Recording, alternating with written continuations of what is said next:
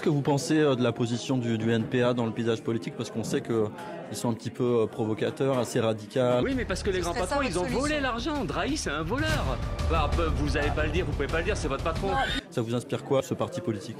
C'est toujours important d'avoir des bords plus radicaux, beaucoup plus en rupture, pour justement pousser les idées. C'est un parti qu'il faut qu'il existe et c'est important de continuer à soutenir. Ils sont dans la rue, ils donnent beaucoup de papiers, on peut facilement avoir accès à leur programme ou les choses qu'ils proposent. Et c'est grâce justement aux tracts qu'ils donnent dans la rue que j'ai pris connaissance du NPA. C'est important de choquer surtout l'espace médiatique. Bah là, il n'y a que des têtes d'autocar, là, enfin, je sais pas comment vous dire. D'avoir un discours révolutionnaire qui est remis sur la table, qui n'est pas assez remis d'ailleurs, parce que le NPA, on leur donne pas beaucoup la parole. On a un moment de transition, voire de bascule de la vie politique en France avec la montée de l'extrême droite. Est-ce que toi, ça t'inspire aussi une volonté de construire des choses à gauche de manière large?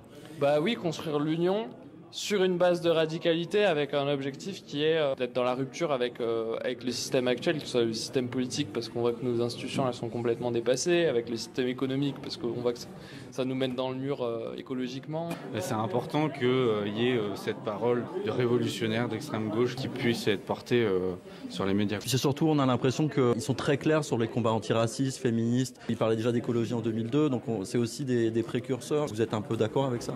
C'est ce que disait Olivier d'ailleurs, c'est que ce qu'il a appris à la LCR et après au NPA, c'est d'avoir de l'humilité, de se remettre en question, de se dire que la méthode qu'ils utilisent maintenant, c'est certainement pas la meilleure et qu'on fait des erreurs et que c'est très important de se remettre en question. La lutte, c'est une course de fond, donc en fait, les idées qui aujourd'hui peut-être vont pas passer ou seront pas encore amenées dans l'espace public, dans quelques années, ça va être beaucoup plus mis en avant. Enfin, on va beaucoup plus les intégrer dans la lutte. Voilà, moi j'ai du mal à me projeter là dans se dire on va faire la révolution là maintenant, mais pourtant je pense que c'est nécessaire en fait. Si on n'a pas cet objectif là, je sais pas ce qu'on a comme objectif.